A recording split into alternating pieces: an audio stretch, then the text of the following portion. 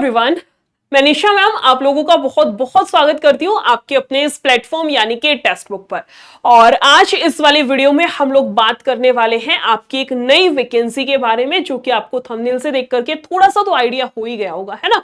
FCI department यानी कि आपका फूड कॉर्पोरेशन ऑफ इंडिया में जो आपकी वैकेंसी रहने वाली है उसके बारे में इस वाली वीडियो में हम लोग चर्चा करने वाले हैं, डिस्कस करने वाले हैं कि मैम उसका सिलेबस वगैरह क्या कुछ रहेगा, किस तरीके से हमारा सिलेक्शन होगा, कितनी वैकेंसीज होंगी, कब वैकेंसीज आएंगी, क्या उसके लिए हमें अलग से पढ़ना पड़ेगा, या फिर जिस तरीके से हम लोग अपने अदर एग्जाम्स के लिए जिसमें आपका एसएससी हो गया या आप किसी भी स्टेट एग्जाम के लिए पढ़ते हैं, या फिर मेनली बच्चा तो एसएससी वाले है, तो क्या हम उसके पैरेलल भी तैयारी कर सकते हैं, क्या सिलेबस सिमिलर रहेगा या अलग रहेगा।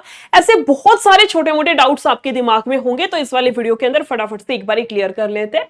क्या कुछ टॉपिक है, फूड विभाग भर्ती 2025 आपका फूड सेफ्टी ऑफिसर, जिसमें क्या क्या रहेगा, एग्जाम पैटर्न क्या है, क्वालिफिकेशन क्या है, सैलरी क्या है, आपकी एज क्या है, सिलेक्शन प्रोसेस क्या है, एक बार फटाफट से सारी चीजों को देख लेते हैं। आप लोग वीडियो को शेयर कर दीजिएगा। स्टार्ट करते हैं सबसे पहले कि मैम टोटल पोस्ट कब रहेंगी, कितनी रहेंगी, किस तरीके से क्या कुछ है, तो मैं आपको बता देती हूँ। आपका ऑर्गेनाइजेशन क्या है, फूड कॉर्पोरेशन ऑफ इंडिया, अभी बताया आपको। टोटल पोस्ट आपकी 33,566 पोस्ट रहेंगे, जिसमें कि आपकी कैटेगरी 2 और 3 यानी कि आपका ग्रेड 2 और 3 के दोनों की इंक्लूड करके टोटल कितना है, 33,566 आपकी पोस्ट रहने वाली है। कब आएगा नोटिफिकेशन वगैरह, इसका मोड ऑफ एप्लीकेशन आपका ऑनलाइन रहेगा, ऑनलाइन आपको आवेदन करना पड़ेगा। आपका है रिक्वायरमेंट 2024 से अप्लाई ऑनलाइन डेट, इसके लिए लिखा है टू बी नोटिफाइड। ये आपका मई में आना पॉसिबल है, मई में आना आपका एक्सपेक्टेड है, संभावना है कि मई में आपकी जो वैकेंसीज है वो आ जाएंगी, रिलीज हो जाएंगी। उसके बाद आगे चलते हैं। आपका पूछा गया job location all over India यानी कि अक्रॉस इंडिया आपका रहेगा। आप सभी को पता है आपके ऑल ओवर इंडिया जॉब है, तो ऑल ओवर आपका इंडिया में कहीं पर भी जॉब लोकेशन जो है वो आ सकता है। अब आगे चलते हैं मैम, इसकी जो वैकेंसीज है वो किस तरीके से जोन वाइज कैसे क्या कुछ आपकी बांट रखी है। तो ये आपका पिछली बारी ये आपका 2024 का है। 2024 के अनुसार कितनी थी टोटल, 6,221 जो आपका ये वाला पोस्ट का था। इसका डिवाइड दिखा रखा है कि आपका वेस्ट जोन से कितना क्या कुछ था, ईस्ट से कितना है, साउथ, नॉर्थ और ऑल इंडिया, इस तरीके से आपका पूरा दिखाया गया है। यानी कि इस अब की बारी भी इसी प्रकार से आपका जो है डिवाइडेड रहेगा। आगे चलते हैं मैम, वैकेंसीज कितनी क्या कुछ है, मैंने आपको बताया ग्रेड 1 और इसमें 4 की नहीं है, आपकी 2 की और 3 की, कैटेगरी 2 और कैटेगरी 3 की आपकी पोस्ट है। अगर बात करें सेकंड में तो 6,221 है, थर्ड की बात करें तो 27,345 है, और दोनों का टोटल करें तो 33,566 आपकी टोटल यहां से पोस्ट, टोटल आपकी वैकेंसीज बनने वाली है। अब बात करते हैं कि इसके लिए एप्लीकेशन फीस क्या कुछ हमारी रहने वाली है, तो मैं आपको बता देती हूं। अगर आप लोग बिलोंग करते हैं यूआर यानी कि अनरिजर्व्ड कैटेगरी से, ओबीसी से या फिर ईडब्ल्यूएस से, तो उस केस में आपकी जो फीस है वो 800 रुपए रहने वाली है। और अगर वहीं पर आप लोग बिलोंग करते हैं एससी से, एसटी से, पीडब्ल्यूडी से, या फिर आप फीमेल है किसी भी कैटेगरी से, तो आपकी कोई भी फीस नहीं लगेगी। मतलब एससी से है आप मेल हो चाहे फीमेल हो, एसटी से हो ऐसे ही आपका, पीडब्ल्यूडी से आप चाहे मेल हो फीमेल हो, या आप किसी भी कैटेगरी से फीमेल है, तो आपकी कोई फीस नहीं लगेगी। और दूसरी साइड में अगर आप मेल हैं और आप यूआर कैटेगरी से या ईडब्ल्यूएस या फिर ओबीसी से अगर बिलोंग करते हैं, तो उस केस में आपकी जो फीस है वो कितनी रखी गई है, एप्लीकेशन फी 800 रुपए इसमें आपकी रखी गई है।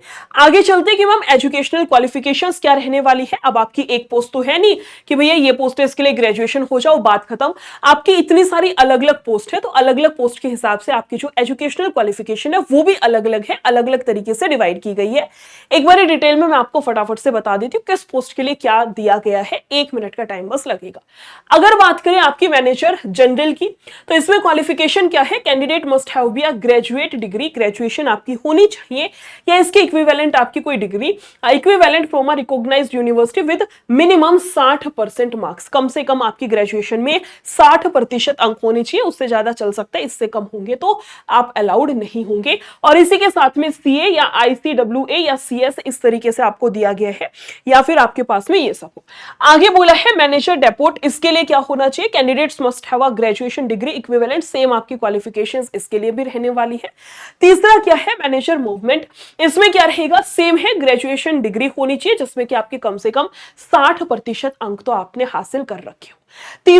तीसरी हो गई। चौथा क्या है, चौथा है मैनेजर अकाउंट्स, उसके लिए क्वालिफिकेशंस में क्या कुछ मांगा गया है, जो चौथी आपकी पोस्ट रहेगी, associate membership of the institute of chartered accountant of India, या फिर institute of cost accountants of India, या फिर institute of company secretariats of India, या फिर B Com from a recognised university and post graduate full time MBA, जिसमें कि आपका final degree, diploma minimum 2 years का, ये सारा सब कुछ आपका दिया गया है अगर आप मैनेजर अकाउंटेंट्स के लिए अप्लाई करते हैं तो उस वाले केस के अंदर। आगे क्या है, मैनेजर अगर आप टेक्निकल के लिए अप्लाई करते हैं तो BSc in agriculture from a recognised university, आपकी बीएससी होनी चाहिए एग्रीकल्चर से, या फिर दूसरा क्या ऑप्शन है, बीटेक डिग्री होनी चाहिए, या फिर BE degree in food science from a recognised university. ये सारा सब कुछ आपको दिया गया है। नेक्स्ट पोस्ट है आपकी मैनेजर सिविल इंजीनियर। इसके लिए क्या रहेगा, इसके लिए आपकी degree with civil engineering from a recognised university, यानी कि आपकी जो है सिविल इंजीनियरिंग में आपके पास में डिग्री होनी चाहिए। अगला क्या है, मैनेजर इलेक्ट्रिकल मैकेनिकल इंजीनियर। अगर इस वाले पोस्ट के लिए आप अप्लाई करते हैं तो उसमें क्या है, डिग्री होनी चाहिए इलेक्ट्रिकल इंजीनियरिंग और या फिर मैकेनिकल इंजीनियरिंग के अंदर आपके पास में।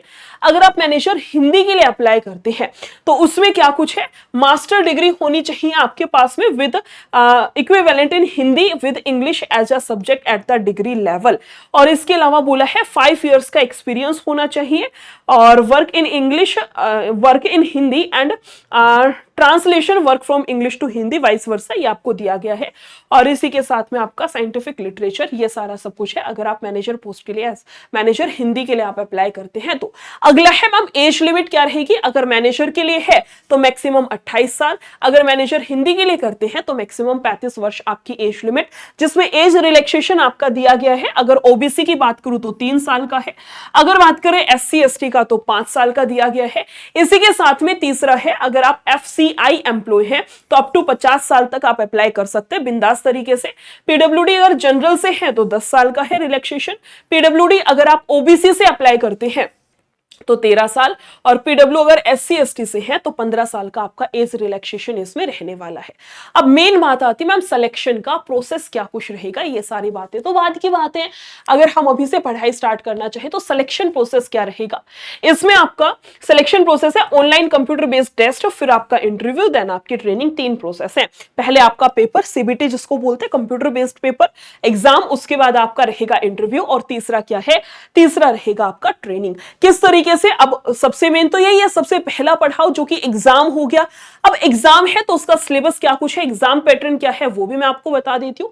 एग्जाम पैटर्न में आपके 4 आपके सब्जेक्ट रहने वाले हैं, जिसमें कि आपका इंग्लिश जो कि 25 क्वेश्चन रहेंगे, रीजनिंग के 25 क्वेश्चन, मैथ्स के 25 क्वेश्चन, और आपका जनरल स्टडीज जिसमें 20 की जीके, 5 का आपका करंट अफेयर, ये भी कितने होंगे 25 क्वेश्चन।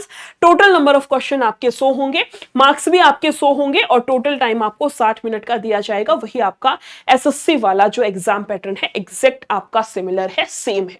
यानी कि जो बच्चा एसएससी की तैयारी कर रहा है, एसएससी के एग्जाम्स की तैयारी कर रहा है, जिसमें आपका कोई भी उठा लो, सीएचएसएल हो गया, किसी भी आप एसएससी के एग्जाम की तैयारी कर, या इवन किसी स्टेट में एग्जाम की तैयारी कर रहे हैं और आपको लग रहा है मैथ्स आप पढ़ रहे हैं वही है आपका, रीजनिंग आप पढ़ रहे हैं आपकी वही है, इंग्लिश में मोस्टली आपका सेम ही आएगा, पैसेज वगैरह सारी चीजें, जनरल स्टडीज भी आपकी सिमिलर रहती है ना, बस आपका इन्वायरमेंटल और वो इसमें एक्स्ट्रा ऐड हो जाएगा। तो अगर आपको लगता है कि अगर हम एक एग्जाम को टारगेट कर रहे हैं और सिलेबस आपका मोस्टली सिमिलर है, सेम है, तो इस वाले एग्जाम को भी बिंदास बढ़िया तरीके से टारगेट कर सकते हैं, कोई दिक्कत समस्या वाली परेशानी वाली बात नहीं है। फिर भी अगर कुछ और इन्फॉर्मेशन इसमें रह गई हो, कोई आपका डाउट रह गया हो, तो कमेंट सेक्शन में मुझे बता दीजिएगा, मैं रिप्लाई कर दूंगी। इसी के साथ साथ मैं आपको बता देती हूँ कि टेक्स्ट बुक की साइड से है ना क्या है, आपको हर एक एग्जाम के लिए, जैसे आपका भी एग्जाम आ गया, इसके अलावा मान के चलिए आपका एसएससी का भी कोई एग्जाम है, यूपी का है, बिहार का है, हर एग्जाम के लिए आपको अलग अलग से बैच परचेस करने की जरूरत नहीं है, ना अलग अलग से मॉक टेस्ट लेने की जरूरत है। आपको एक ही बैच लेना है जिसका नाम है super selection pack. Super selection pack अगर आप लेते हैं तो इसमें आपको मिलेगा क्या, इसमें आपकी रहेगी 12+6 मंथ, यानी कि आपका 1.5 साल का तो इसमें वैलिडिटी रहेगी, प्लस सारे जितने भी आपके बैचेस हैं, 57 से ज्यादा बैचेस हो गए, 34,000 से ज्यादा mock test, study notes, PYQ, सारा मटेरियल आपको इसमें मिल जाएगा। सेल चल रही है, 699 में आपको ये वाला बैच मिल जाएगा अगर आप मेरा कूपन कोड यूज करते हैं निशा22। तो इसी क्लास के डिस्क्रिप्शन बॉक्स में लिंक दिया गया है, इसी वीडियो के कूपन कोड का यूज कर लीजिएगा, मैक्सिमम डिस्काउंट आपको मिल जाएगा। फिर मिलते हैं ऐसे ही किसी और इन्फॉर्मेटिव वीडियो के साथ में। अगर वीडियो अच्छी लगी हो तो शेयर जरूर से जरूर करना है। Thank you so much, take care, bye.